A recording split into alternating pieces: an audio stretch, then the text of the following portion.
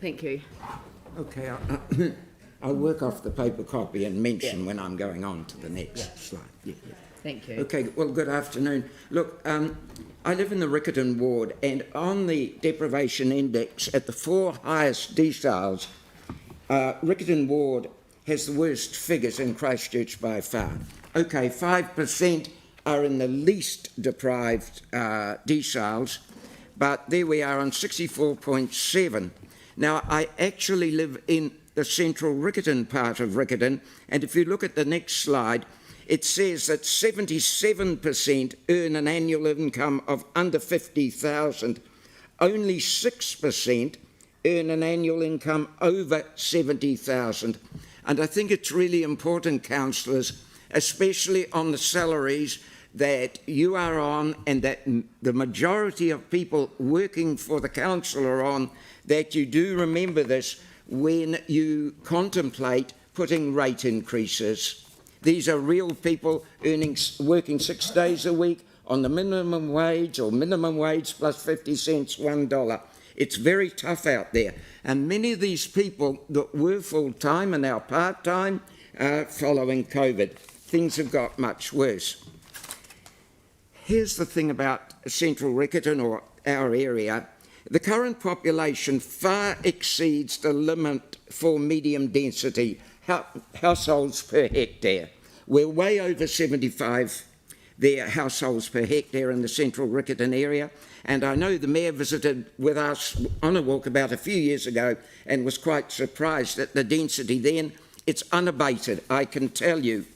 And what is really concerning is that you have proclaimed yourselves a climate emergency council, yet investors and developers are being allowed to replace every tree, shrub, blade of grass, what with concrete, gravel, bark, and this is masquerading as landscaping. Now, in really developed cities, I go to a country each year, which would be a second world country, not a first world country, but even there, they use in the capital these big machines that take out trees with the whole root structure attached, so the trees can be planted somewhere else. They don't lose the trees. It's really important, I think, that the council investigate this aspect. Okay, so 74% of our residents in central Riccarton are under the age of 40. 54% under the age of 29.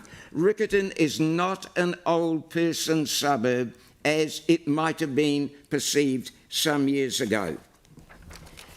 So, exponential increase in population in our area since the 2011 earthquakes, but what's happened?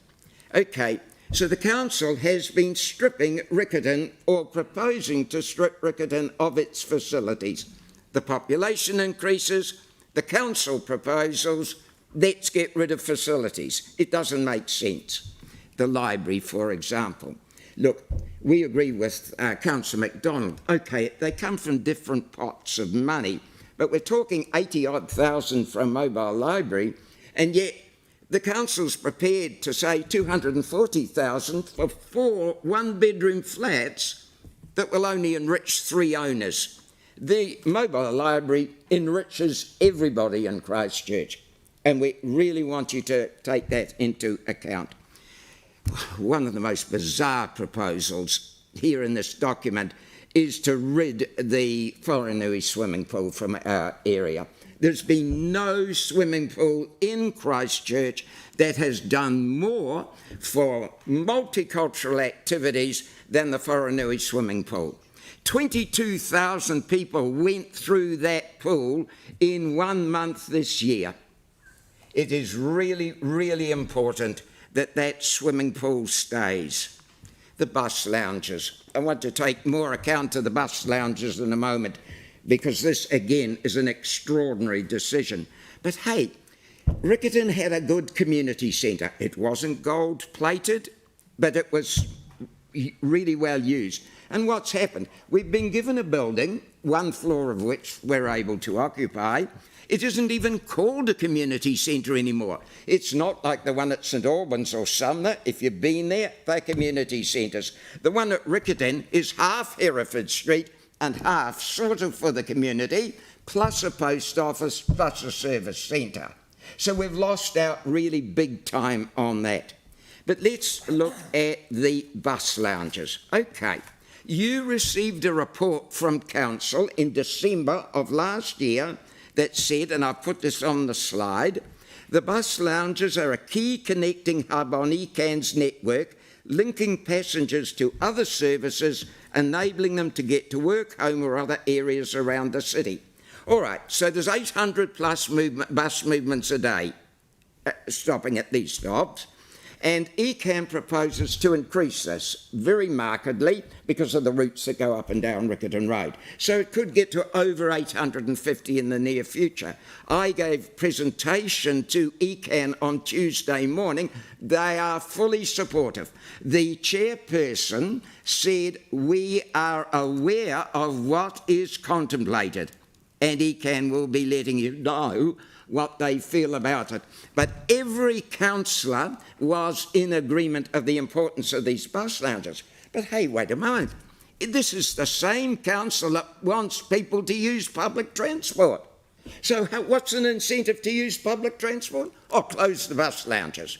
Come on, councillors, that doesn't make sense. It's not logical, it's not rational to start closing bus lounges, okay, after you spent hundreds of thousands of dollars on them. I have let you run over time quite a lot, so if you could... Well, if I could just say that if you read this thing about the report and the fact that people that use the lounges weren't even consulted, 48% of our population are ethnic Asian. You're not the only one who's made a submission on this. We're hearing the message loud and clear. The community board was very clear on the matter as well, and you know that they would like to see them retained. So thank you very much.